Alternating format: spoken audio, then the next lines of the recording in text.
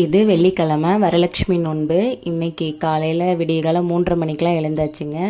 எழுந்துட்டு வாசல்லாம் கூட்டி சாணி தெளித்து விட்டுட்டு குளிச்சுட்டு வந்து கோலம்லாம் போட்டுட்டு அதுக்கப்புறம் வரலட்சுமி தாயை ரெடி பண்ண ஆரம்பித்தாச்சுங்க.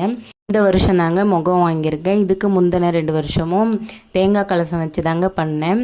அப்புறம் இந்த வருஷம் வரலட்சுமி நோன்பு வெள்ளிக்கிழமை பௌர்ணமியில் வர்றது இன்னும் கூடுதல் சிறப்புங்க.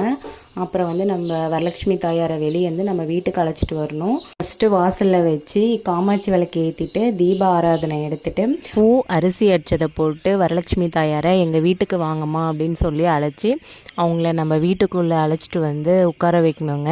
காலையில் நெய்வேத்தியமாக முந்திரி மட்டும் வச்சா நம்ம எதுனாலும் வைக்கலாம். திராட்சை, முந்திரி, பால் எதுனாலும் வைக்கலாம். நான் முந்திரி வச்சுருந்தேன். வரலட்சுமியை அழைச்சி வச்சுட்டு அதுக்கப்புறம் நான் பசங்களுக்கு ஸ்கூலுக்கு ரெடி பண்ண ஆரம்பிச்சாச்சுங்க. 6 to 7 நல்ல நேரம். அதுக்குள்ளே அந்த வேலையெல்லாம் முடிச்சுட்டு புளி சாதம் ரெடி பண்ணி பசங்களை ஸ்கூலுக்கு அனுப்பி விட்டாச்சுங்க. பாய்.